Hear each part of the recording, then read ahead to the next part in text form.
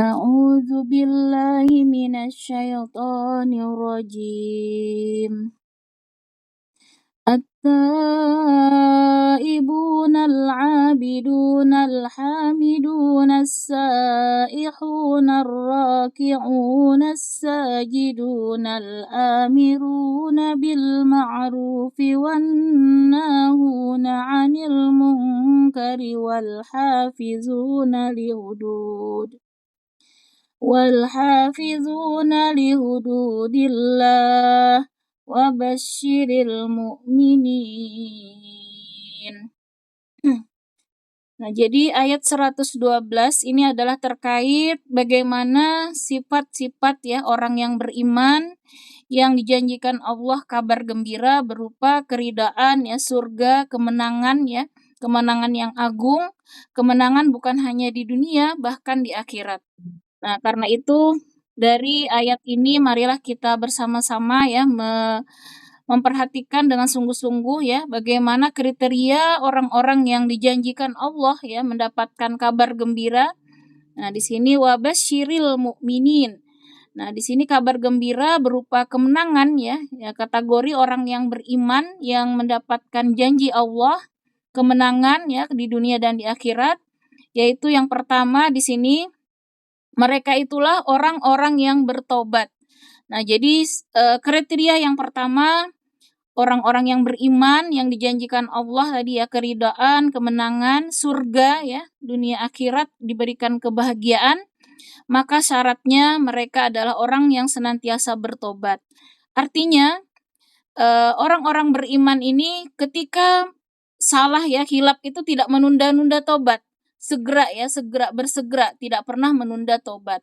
Karena seandainya kita tidak berdosa, kata Allah ya, bahkan itu bisa jadi membuat manusia itu nantinya akan lalai. Jadi sehingga dosa itu juga sebenarnya salah satu ya yang menyebabkan kita itu senantiasa merasa lemah di hadapan Allah ya, sehingga senantiasa meminta pertolongan ya kepada Allah. Karena itu syaratnya ya ketika tersalah maka segeralah bertobat. Jangan pernah menunda-nunda. Nah, itu kriteria yang pertama ya, bertobat dalam artian di sini bersungguh-sungguh ya menyesali ya perbuatan yang dosa tadi, kemudian kita berusaha untuk memperbaiki diri dengan cara kalau misalnya sebelumnya ya ada ciri-ciri munafik misalnya ya di ayat-ayat sebelumnya kan tentang kesyirikan ya, maka bertobatnya dengan cara kembali ya memperbaharui keimanannya. Nah, kalau yang munafik maka segera untuk menghilangkan ya sifat-sifat munafik ya. Kemudian kalaupun yang fasik ya artinya dosa-dosa ya yang kadang tersalah ya, terhilap kita lakukan, maka segeralah kita bersungguh-sungguh untuk tidak mengulanginya dan tentunya diiringi dengan amal-amal soleh. Nah, jadi pertobatan itu ya harus dibuktikan dengan lebih meningkatkan lagi ya amal-amal soleh kita, ibadah-ibadah ditingkatkan. Nah, itulah wujud ya tobat itu dibuktikan dengan semakin semangat untuk mendekatkan diri kepada Allah. Itu yang pertama. Kemudian sifat orang beriman yang kedua, beribadah ya. Senantiasa beribadah dalam setiap kehidupannya, tidak luput ya dari bangun sampai tidur lagi. Maka dia benar-benar harus meniatkan ya apa yang dia lakukan itu ibadah, mengharap ridha Allah. Karena semua bisa menjadi ibadah ya, apapun itu aktivitas kita bisa menjadi ibadah, menjadi amal soleh selama yang pertama tentunya niatnya ikhlas ya, mengharap ridha Allah. Yang kedua, sesuai dengan apa yang dituntunkan Rasulullah. Sekalipun kita misalnya ke belakang saja ya, ke kamar mandi, ketika kita ikuti sunnah Rasul ya, masuk kaki kiri, kemudian berdoa, kemudian keluar kaki kanan, berdoa lagi, maka aktivitas kita di kamar mandi itu akan bernilai ibadah. Nah, tidak ada yang sia-sia. Sehingga ini tadi ya, maksud ibadah ini maka setiap waktu kita, setiap menit, detik kita tidak ada yang lalai dari zikir ya, kemudian mengingat Allah, kemudian bertafakur ya, berpikir tentang baik ayat-ayat Allah maupun hadis-hadis Rasulullah. Itu makna ibadah secara luas. Nah, ketika kita memasak ya, di situ kita berdoa, niatkan ya, memasak ini dalam rangka untuk memenuhi ya kebutuhan jasmani kita supaya kita sehat. Nah, sehat juga tujuannya ibadah, maka tidak ada yang sia-sia. Ketika kita berdagang, misalnya niatnya juga kita pelajari ilmunya bagaimana Rasulullah berdagang, kemudian kita ikuti dan niatnya ibadah, maka semua juga menjadi pahala yang sangat besar di sisi Allah. Jadi ibadah ini bermakna luas sehingga ciri-ciri orang yang beriman tidak mau ya kehidupannya sia-sia. Tidak mau waktunya sedikit pun tidak bernilai sehingga dia menjauhi hal-hal yang sia-sia ya, yang apalagi yang dosa ya, yang sia-sia saja sedapat mungkin tidak dilakukan ya, yang mubah-mubah pun sedapat mungkin dirubah ya menjadi amalan sunnah ketika kita niatkan meraih ridha Allah. Nah, inilah yang makna ibadah yang kedua ya, cirinya. Kemudian yang ketiga senantiasa memuji Allah. Nah, dalam artian di sini ketika ditimpa takdir apapun, baik buruk ya, dia senantiasa berbaik sangka sehingga semuanya alhamdulillah ya. Ala kulli hal apapun yang Allah berikan, dia senantiasa memuji Allah. Ketika mendapat musibah pun dia senantiasa berbaik sangka ya, menerima dengan ikhlas takdir Allah, memuji Allah ya, tidak luput. Semua itu adalah takdir Allah pasti yang terbaik. Maka inilah ciri orang yang beriman selanjutnya. Dan kita melihat ya, belajar dari saudara kita di Palestina, Masya Allah ya, mereka diuji dengan sangat berat ya seperti itu ya, tetapi mereka tidak pernah luput ya dari memuji Allah. Nah, disinilah kita ya dibukakan mata ya secara langsung ya oleh Allah, mata dunia termasuk ya, karena saat ini hampir ya di seluruh dunia ya akhirnya melihat bagaimana Islam yang sebenarnya ya, betapa indah ya ajaran Allah dari orang-orang Palestina lah, mereka melihat keteguhan ya, belajar kesabaran, keikhlasan ya, mereka senantiasa memuji Allah. Nah, maka dari itu tidak salah ya Allah memilih mereka ya menjaga Masjidil Aqsa ya, orang-orang yang sangat kuat keimanannya, teguh ya, kesabarannya luar biasa. Nah, memuji Allah dalam segala kondisi. Nah, ketika mereka pernah ya kalau kita lihat tayangan-tayangan itu, bagaimana Anda bisa menerima gitu ya takdir Allah yang sangat berat seperti itu. Nah, maka mereka senantiasa ya keluar hanya ayat-ayat Al-Qur'an berupa pujian. Jadi di balik ya kekuatan iman mereka itu rahasianya karena mereka senantiasa bersama Al-Qur'an ya. Kehidupan mereka tidak pernah lepas dari Al-Qur'an. Nah, kalau kita lihat jawaban-jawaban mereka tidak luput dari ayat-ayat Allah. Nah, ketika itu mereka bacakan ya surat Muhammad ya ayat ke-5, ke-6 itu bagaimana ketika ujian Allah datang, nah disitulah mereka menjawab ya semua yang Allah takdirkan itu adalah yang terbaik ya. Masya Allah. Jadi luar biasa ya, di balik kekuatan itu rahasianya adalah kebersamaan mereka yang tidak pernah lepas ya dari Al-Qur'an. Kemudian selanjutnya ciri orang beriman ya yang mendapat kabar gembira adalah mengembara demi ilmu dan agama. Nah, artinya di sini mereka senantiasa berusaha ya, bergerak ya dalam kehidupan ini ya, tidak santai-santai begitu ya. Setiap ada kesempatan waktu ya, mereka senantiasa menambah keilmuan ya. Kemudian di sini tafsir berbagai macam Ibu-ibu ya. Jadi ada yang menafsirkan mengembara ini ada yang diartikan berjihad ya, ada yang diartikan berjihad menuntut ilmu, ada yang diartikan juga berjihad di medan perang, dan juga ada yang diartikan di sini para ulama ketika kita misalnya berjalan kemanapun ya, misalnya ada kesempatan ya ke luar negeri kemanapun, jangan pernah kita lalai dari mengingat Allah ya, terutama ketika kita melihat di situ bekas-bekas ya dari bukti-bukti ya, seperti misalnya ke Mesir yang melihat peninggalan bagaimana Firaun ya, masih Allah tunjukkan ya bagaimana diangkat ya dari lautan dan kita melihat jasadnya ya masih ada sampai saat ini, itu adalah salah satu bukti ya kebesaran Allah yang harusnya tambah ya menguatkan iman kita. Jadi ketika kita jalan-jalan kemanapun jangan hanya sekedar memuaskan ya mata dan seterusnya, tapi yang lebih penting ya ketika di sini mengembara dalam artian berjalan ya, kita utamakan di situ bertadabur ya, mengambil hikmah ya, mengambil ibrah terutama dari hal-hal yang kita saksikan. Nah, karena itu yang disunahkan sebenarnya yang disuruh kita bersusah-susah itu jalan-jalan ke 3 tempat ya, yaitu Masjidil Haram, Masjid Nabawi, dan Masjidil Aqsa.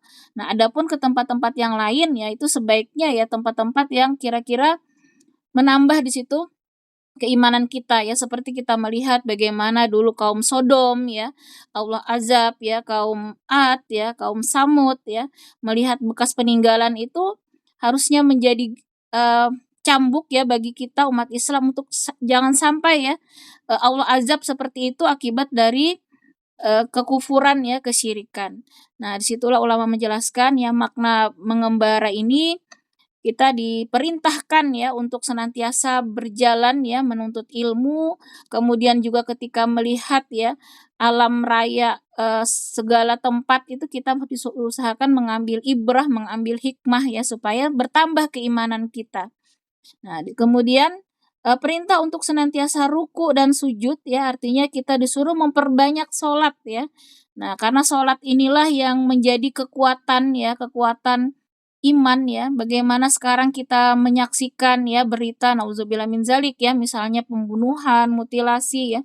Nah, itu kan akibat dari iman yang, eee, ya bahkan mungkin tidak ada iman ya, saking ininya ya, tidak bisa berpikir ya secara apa namanya, secara benar ya ketika iman itu sudah lepas dari dalam diri.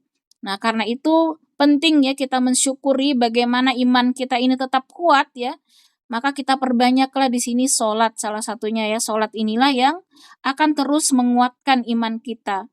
Nah, jadi tidak cukup ya hanya sholat yang wajib ya, maka kita perbanyak sholat sunnah ya, sholat duha, sholat tobat ya, kalau bisa setiap hari kita lakukan ya minimal 2 rakaat ya, kemudian tahajud itu yang sangat penting ya, karena disitulah waktu-waktu terdekat kita dengan Allah ya, kemudian sholat-sholat yang lain ya, maka di sini memperbanyak sholatnya, setiap ada kesempatan, bahkan ya ketika Rasulullah contohkan ketika beliau menghadapi masalah apapun, yang pertama beliau lakukan adalah sholat dulu.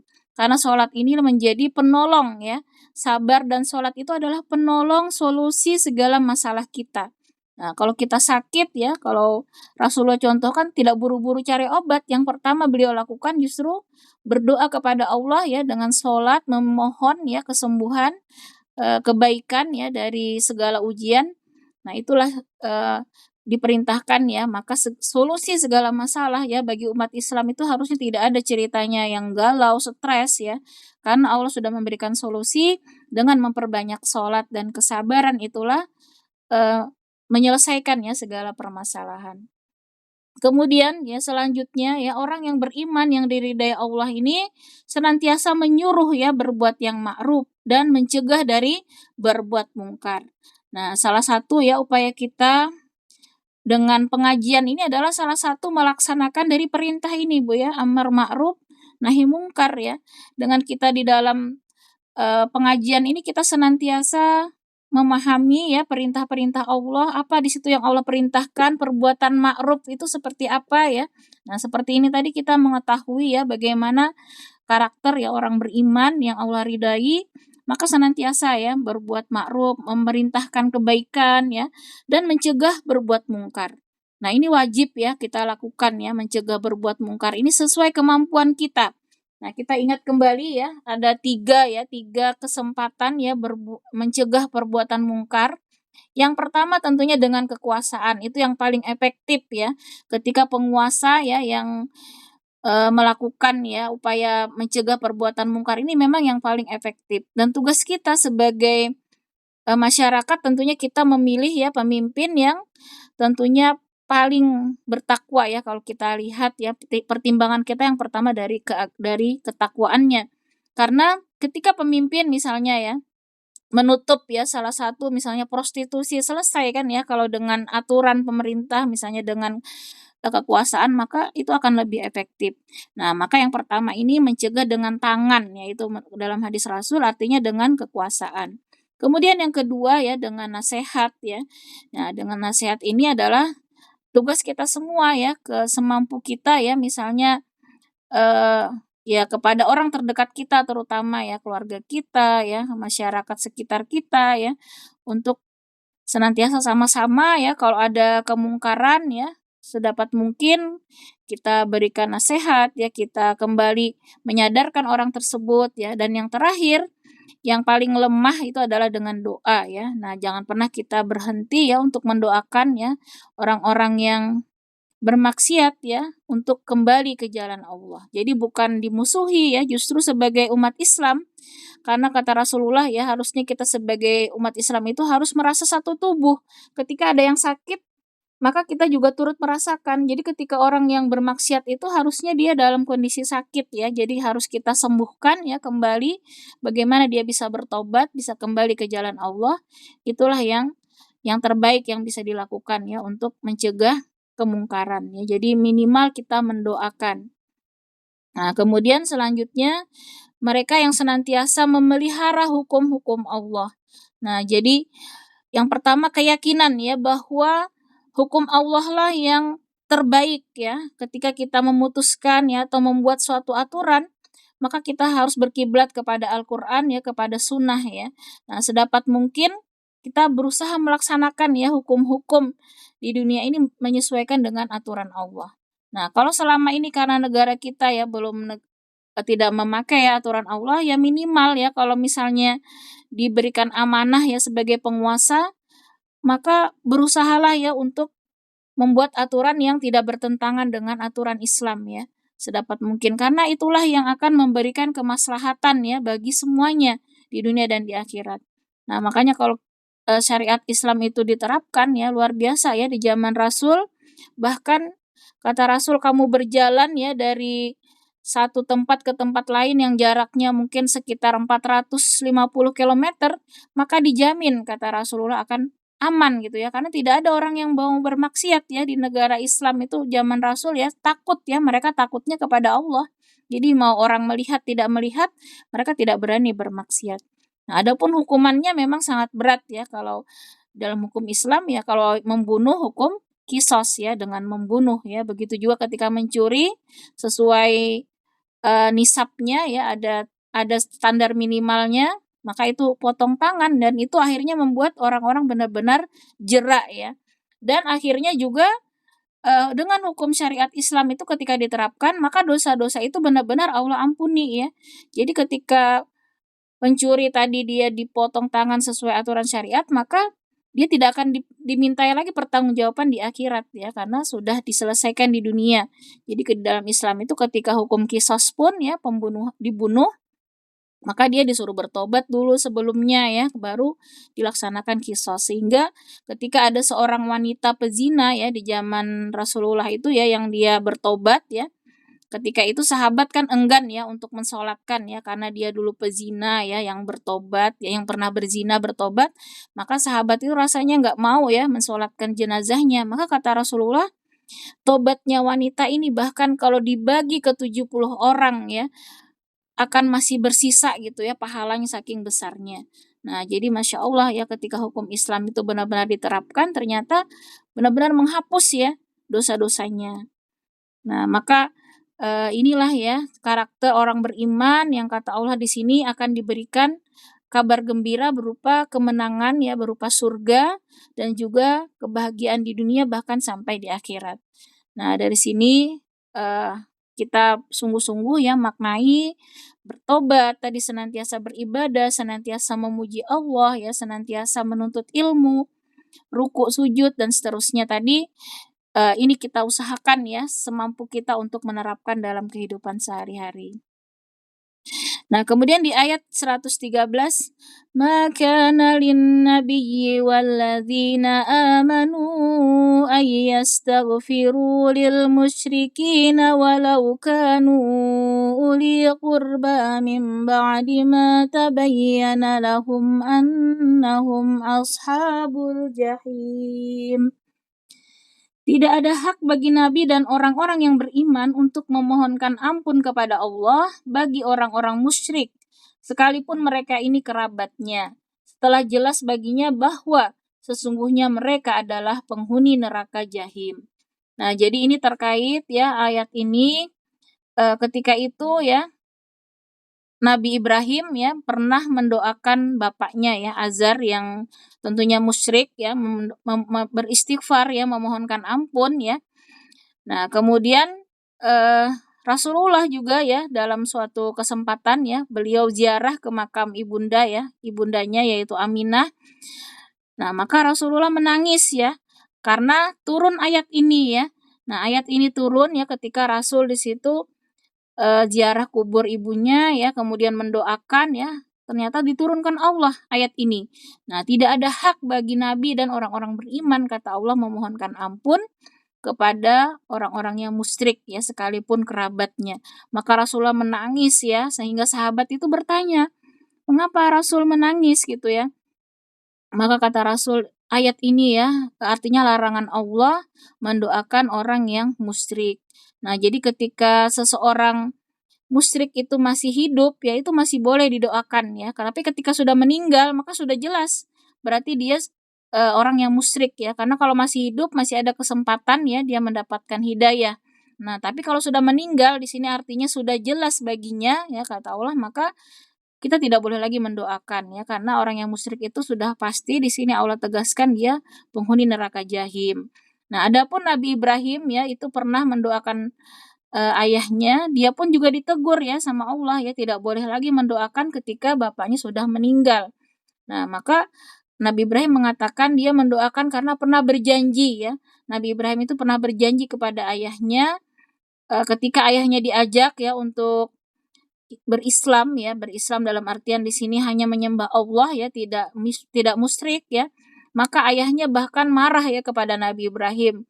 Kata ayahnya ya, "Tinggalkan aku dan aku akan merajammu jika kamu terus gitu ya mengajak dia ya untuk berislam ya." Nah, maka Nabi Ibrahim menyampaikan, "Aku tetap akan mendoakan." Nah, itulah ya kata Nabi Ibrahim, dia mendoakan bapaknya karena pernah berjanji. Tapi setelah Allah tegaskan, nah Nabi Ibrahim juga ditegur tidak boleh lagi mendoakan ketika orang itu sudah meninggal sekalipun itu adalah ayahnya. Nah, bahkan Nabi Muhammad itu adalah ibunya ya. Maka Nabi Muhammad ketika itu menangis ya, sangat sedih ya. Tapi kata Allah, ya kerabatmu itu adalah orang-orang yang beriman ya. Jadi ketika seseorang sudah yang musyrik ya, maka tidak ada lagi hubungan ya, bahkan mereka adalah penghuni neraka ya. Nah, itu berdasarkan tafsir ya, beberapa tafsir wallahu alam ya. Yang jelas ini panduan kepada kita ya selama orang-orang musyrik itu ya dia belum meninggal maka masih ada kesempatan ya bagi kita untuk terus mendoakan semoga mendapat hidayah ya. Namun ketika mereka sudah meninggal ya maka kita dilarang ya untuk mendoakannya karena sudah jelas di sini Allah tegaskan sekalipun dia adalah kerabat ketika sudah jelas mereka musyrik ya sampai akhir hayatnya maka sudah tidak ada lagi hubungan ya seperti itu.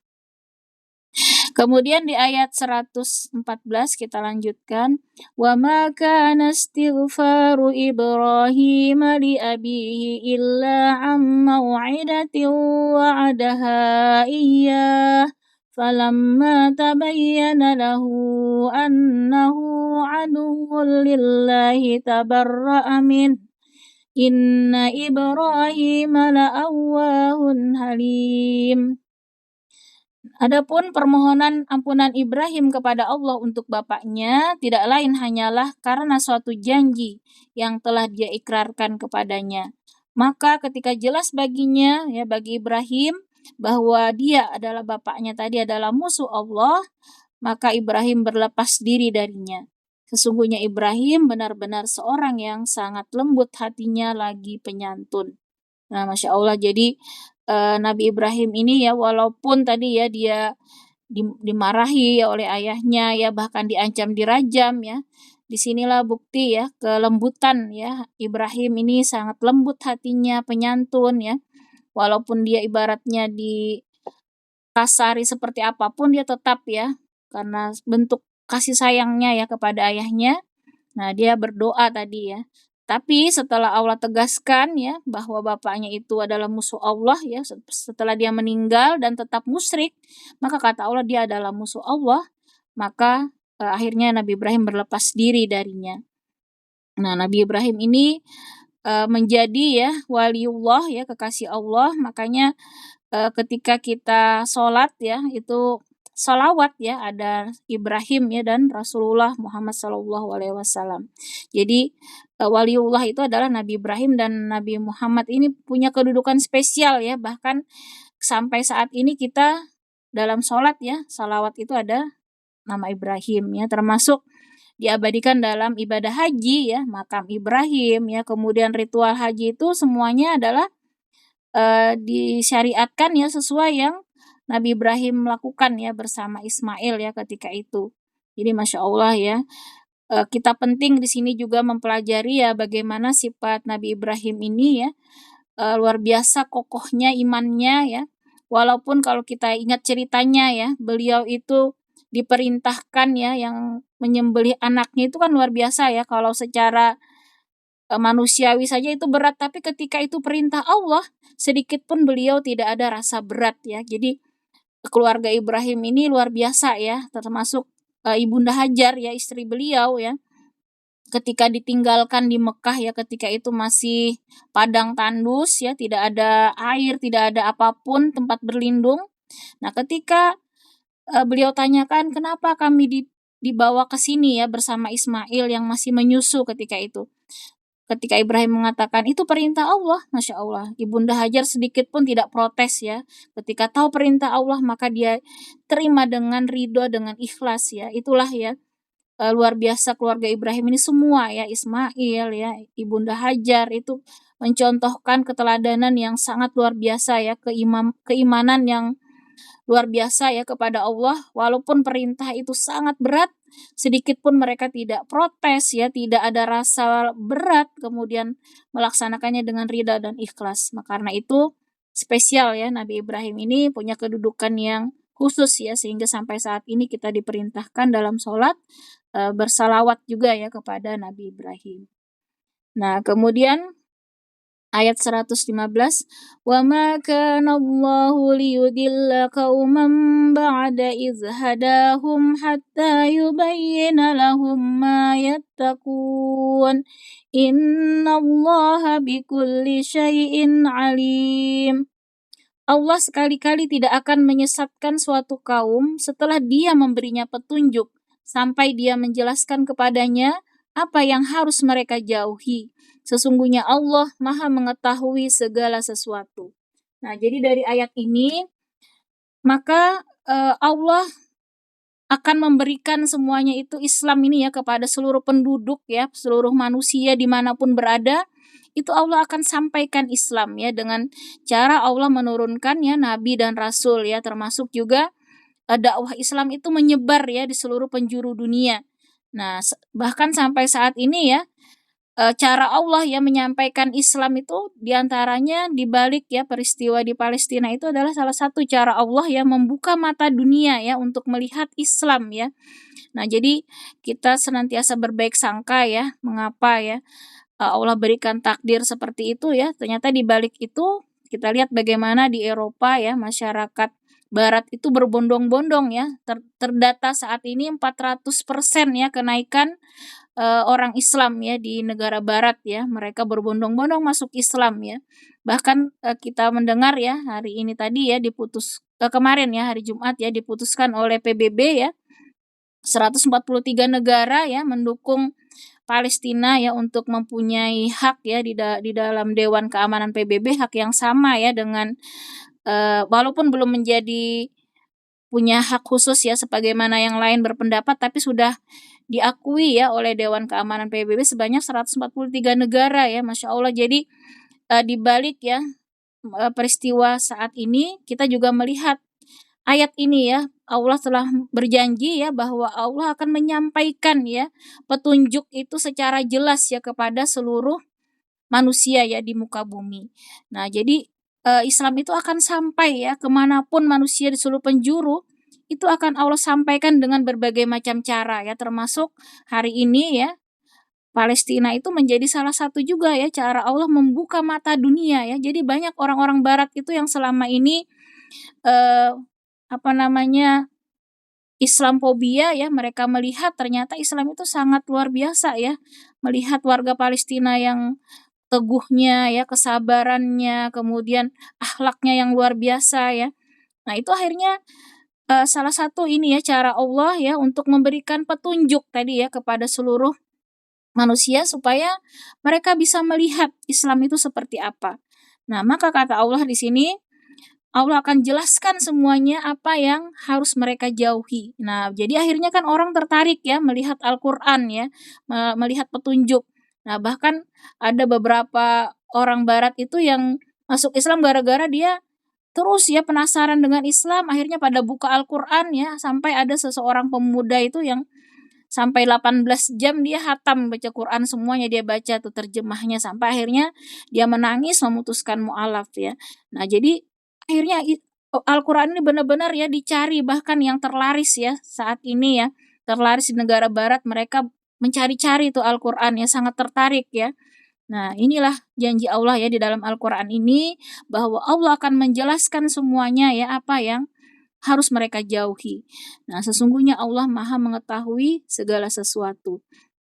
Nah, di sini, artinya ya kalau Allah sudah menyampaikan ya petunjuk ya, namun mereka tetap sesat ya, maka tidak ada lagi ya, apa namanya, alasan ya untuk tidak diazab ya, karena memang Allah sudah memberikan secara jelas ya, sudah memberikan petunjuk ya semuanya secara terbuka, secara jelas ya. Tinggal manusianya mau menerima atau tidak, itu tergantung lagi kepada masing-masing. Nah, kemudian kalau nanti Allah memberikan azab kepada orang yang tidak mau menerima, maka itu bukan zalim ya di sisi Allah. Karena itu memang sudah ketentuan Allah ya ketika tidak mau beriman sementara sudah diberikan petunjuk, maka azab Allah sangat pedih ya. Nah, kemudian, di ayat selanjutnya, "Innallaha lahu mulkus samawati wal ard, yuhyi wa yumitu wa ma lakum min dunillahi min waliyyin wa la nasir." Sesungguhnya hanya milik Allah kerajaan langit dan bumi. Dia menghidupkan dan mematikan. Tidak ada pelindung dan penolong bagimu selain Allah. Nah, jadi kembali kita disuruh berpikir ya, mengapa gitu ya harus Islam, mengapa Tuhan itu Allah ya? Karena Allah tegaskan, karena Allah lah yang memiliki ya kerajaan langit dan bumi. Dan Allah yang menghidupkan serta mematikan. Nah, jadi kalau dulu ya Firaun ya, Raja Namrud mengaku Tuhan ya, maka itu semua tertolak ya. Mereka ini ketika Nabi Ibrahim ya, waktu itu mau dibakar ya kan ya, dibakar dengan bayangkan ibu-ibu ya, jadi Nabi Ibrahim itu ketika berdakwah ya kepada Raja Namrud ya, ketika itu disuruh untuk beriman kepada Allah ya, namun Namrud menolak ya. Akhirnya kan dia mengumpulkan kayu bakar itu selama kurang lebih 3 bulan ya, sehingga menumpuk ya, luar biasa seperti gunung ya. Nah, tapi akhirnya Nabi Ibrahim diselamatkan Allah ya, justru kedinginan ya.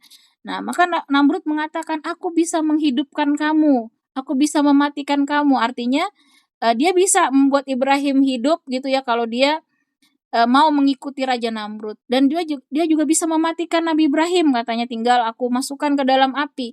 Namun di situ Allah buktikan ya. Nah, ternyata dia tidak bisa mematikan ya karena Allah tidak menghendaki. Bahkan Nabi Ibrahim justru kedinginan ya di dalam kobaran api yang sangat besar ya. Nah, jadi di sini membantah ya tuduhan-tuduhan ya orang-orang yang mengaku berkuasa, yang mengaku Tuhan ya. Maka Allah tegaskan, Allah yang disembah itu justru yang memiliki ya kerajaan langit beserta bumi dan bisa menghidupkan dan mematikan. Nah, dan disinilah Allah tegaskan tidak ada yang bisa melindungi maupun menolong kita kecuali Allah. Jadi Masya Allah ya kita kembali ya belajar orang-orang Palestina itu mereka luar biasa. Katanya kami tidak takut mau seluruh dunia tidak peduli dengan kami, mau seluruh dunia membantu Israel sekalipun ya. Mereka tidak takut katanya. Karena yang melindungi kami, menolong kami hanya Allah. Jadi Masya Allah dan itu sudah tertanam ya kepada anak-anak yang sangat kecil sekalipun ya. Mereka luar biasa ya tawakalnya kepada Allah tidak ada takutnya kecuali hanya kepada Allah. Nah, jadi disinilah kita harusnya semakin yakin ya dengan keimanan kita, jangan pernah kita berlepas diri ya dari senantiasa memohon perlindungan dan pertolongan hanya kepada Allah, jangan kepada yang lain ya. Apalagi kalau sampai ya misalnya ke dukun ya, ke peramal seperti itu adalah syirik ya yang bahkan bisa mengeluarkan kita ya dari Islam ya. Atau misalnya ya bergantung kepada makhluk, jangan sekali-kali ya. Jadi kita hanya berlindung, hanya memohon pertolongan kepada Allah semata. Nah, kemudian, di ayat 117 di sini terakhir ya, di sini Allah menyampaikan bagaimana ya peristiwa kembali ya tentang perang Tabuk ya. Laqad taballahu 'alan nabiyyi wal muhajirin wal ansari alladhina ittaba'uhu fi sa'atil usrati min ba'di ma kada yazighu qulubu fariq ما كاد يزيغ قلوب فريق منهم ثم تاب عليهم إنه بهم رؤوف رحيم. Sungguh Allah benar-benar telah menerima tobat Nabi serta orang-orang muhajirin dan orang-orang ansar yang mengikutinya pada masa-masa sulit. Setelah hati sekelompok dari mereka hampir berpaling, namun kemudian Allah menerima tobat mereka. Sesungguhnya Dia Maha Pengasih lagi Maha Penyayang kepada mereka.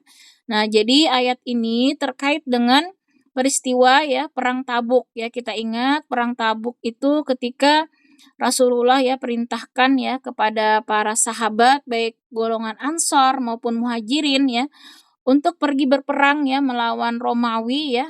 Nah, saat itu kita tahu ya dari menuju ke Romawi itu kan sangat jauh ya, kurang lebih 600 kilometer ya.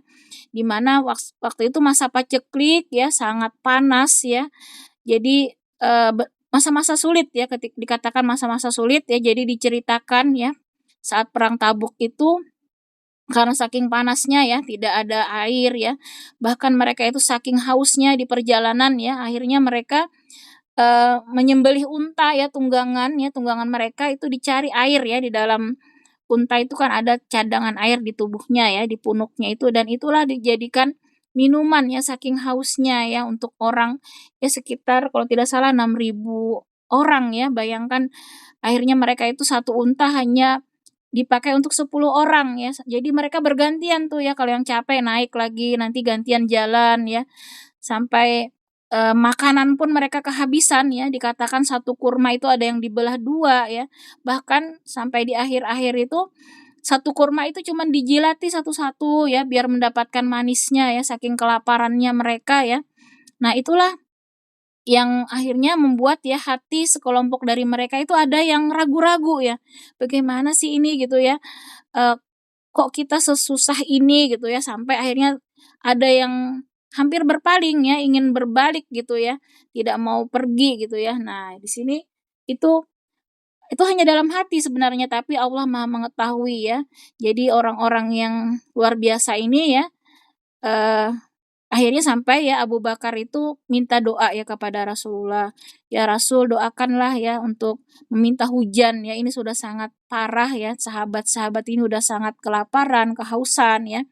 Nah, baru Abu Bakar berkata demikian ya, maka Rasulullah belum sempat ya, berdoa, ternyata langsung Allah turunkan hujan ya, dan akhirnya mereka bisa ya memenuhi kantung-kantung air dan akhirnya meminum ya, Masya Allah ya, dan akhirnya mereka bertobat tadi ya, bertobat karena ada perasaan tadi ya, perasaan ingin berpaling ya, ingin berpaling tidak ikut berperang ya karena saking beratnya ya. Nah, di sini Allah jelaskan, Allah menerima taubat mereka, namun mereka akhirnya sungguh-sungguh ya bertobat ya. Nah, jadi kalau kalau seperti kita ya mungkin kalau cuma dalam hati ya merasa aman-aman saja gitu ya, kadang, "Ah, malas gitu ngaji, malas, sholat sunnah," misalnya malas tahajud. Tapi bagi orang-orang yang khusus ini, itu bagi mereka itu dosa besar ya. Bagi mereka yang kita anggap hari ini dosa kecil, bahkan mungkin kita tidak menganggapnya berdosa ya, tapi bagi orang-orang khusus ini ya, sahabat ya, mereka itu merasa itu sangat besar ya dosanya ketika ada niatan-niatan, baru niatan saja mereka udah merasa sangat bersalah ya.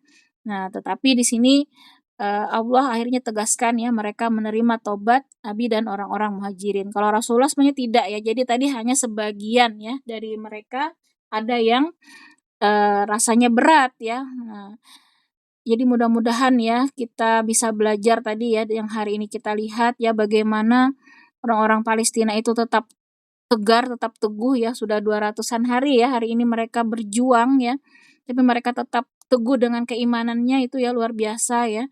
Mudah-mudahan kita juga dengan apapun ya masalah yang kita hadapi, semoga Allah senantiasa menguatkan iman kita ya, hati kita untuk tetap istiqomah ya, tidak berpaling sedikit pun ya, dan kita berharap, sampai akhir hayat kita semuanya husnul khotimah ya, amin ya rabbal alamin.